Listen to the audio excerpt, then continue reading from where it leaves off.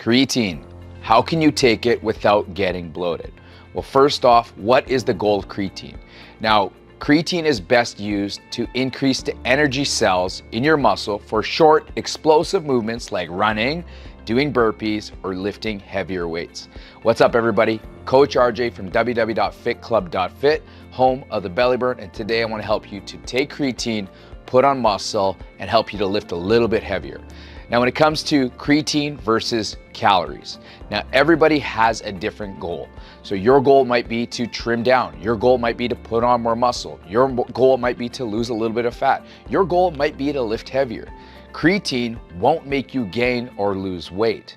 That comes from the training that you do, the training type that you do, the intensity that you give, and the calories that you eat.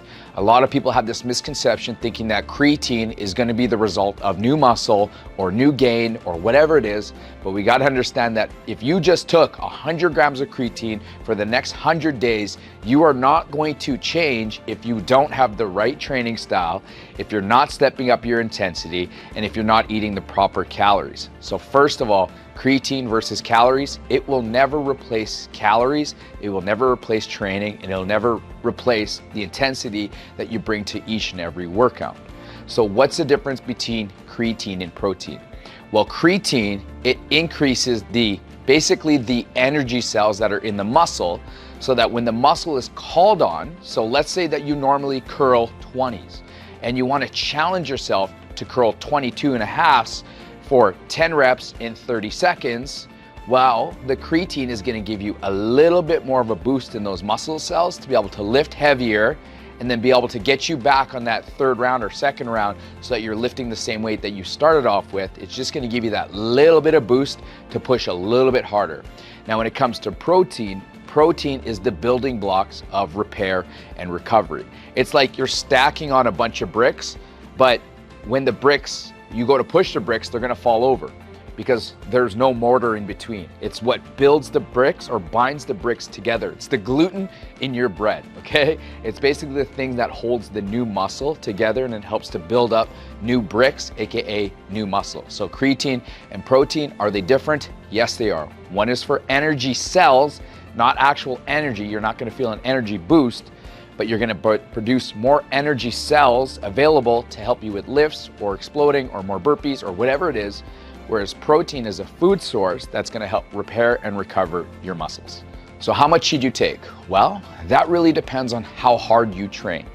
If you have enough active calories that you're burning, if you feel soreness, meaning that you've pushed yourself, then that's how you can gauge this. When it comes to creatine in general, anybody that lives a healthy, active lifestyle, so that could be going for runs 5 days a week, that could be playing spongy 5 days a week, that could be doing Fit Club 5 days a week. But the basic maintenance of creatine would be 5 grams per day. So if you're taking it in a powder form, then what you want to do is it's just one 5-gram scoop. You can put it in your smoothies, you can put it in water, whatever it is, you can dry shoot it and drink some water.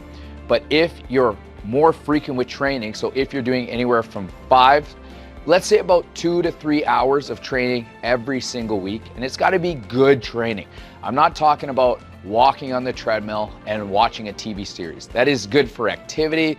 That's not going to be considered training in my books. It's where you're actually sweating, where you might wake up a little sore the next day, where you have to train a different muscle group because your butt's too sore, your chest is too sore, like you've actually exerted energy and you've broke down muscle tissue. Then I would say you could ramp up your creatine to 10 grams, okay? So how do you want to take these? Is that you want to take them spread out, okay? If you only remember to take it once a day, then fine, just take it all at once, but there's no perfect time to take the creatine. Just get into a habit of taking it. So if you're new to creatine, then I would suggest to just put it in your water and just drink it down with 250 mLs, and you can just have it with some Mio, or you can put it in greens or your EAAs. If you're working out frequently, then I would suggest to split it up. So have your 5 grams in the morning and then have 5 grams in the afternoon. Now, if you're an extremist, meaning that you're doing 2 Fit Club workouts, so 10 Fit Club workouts per week, or you're going to the gym and you're spending an hour and you're really busting your butt where you're sweating and you're waking up a little sore, a little fatigued, then you could ramp up your creatine anywhere to 15 to 20 grams, and I would split that up into 4 doses. So 1 in the morning, one in the mid-morning, one in the mid-afternoon, and one in the evening. This is a non-stimulant, so even if you took it right before you go to bed, it will not affect your sleep and it will not give you energy that will wake you up or that'll make you feel stimulated like you had a cup of coffee. So spread it out amongst 4. Now here's a bonus, is that every time that you have 5 grams of creatine, whether it be 3 limitless gummies or whether it be 5 grams of the powdered creatine, what I want you to do is to drink a full 500 ml bottle of water. For me personally, I had to stop taking powdered creatine because I found that I was getting headaches. Now, what I've researched and found is the water shuttle, and this is for another video, I'm not going to get into it, but basically what happens is the water from outside the muscle gets shuttled to inside the muscle, and therefore you have a little less water outside of the muscle, so that could be one of the cause of the headaches. So short form, my recommendation for you is every 5 grams, even if you drink a lot of water throughout the day, if you have just 5 grams a day, right away drink 500 mLs of water with it. If you do it again mid-morning, you're drinking 500 mLs. You're ramping it up to 2 extra liters if you're going up to 20 grams per day. Trust me, you're not gonna see any water bloat. I've been doing it for about 2 months right now, and I see 0 water bloat in my abs. Everything is still tight and striated, and I would tell you that you're not gonna see any water bloat. You might, if potentially, because now you're increasing the amount of water that you're naturally drinking, but eventually that body's gonna balance itself out and you'll be completely fine. You're gonna be able to lift a little bit heavier, you're gonna be able to push yourself a little bit harder in every workout, and then through all that entire process with the proper calories, you're gonna see a lot more muscle. So guys, if you're looking to get started, then message us 5 days. If you're looking to step it up or you're looking to be held accountable to hitting all the targets that you need to hit every single day, because doing this alone is tough, then message us. Let's get you started on the belly burn. And what I've done is I put together a 5-day follow along simple success plan. You can just follow this, it's free to you. Go to the description, click the link, enter your name and email, and I'll fire that right off to you.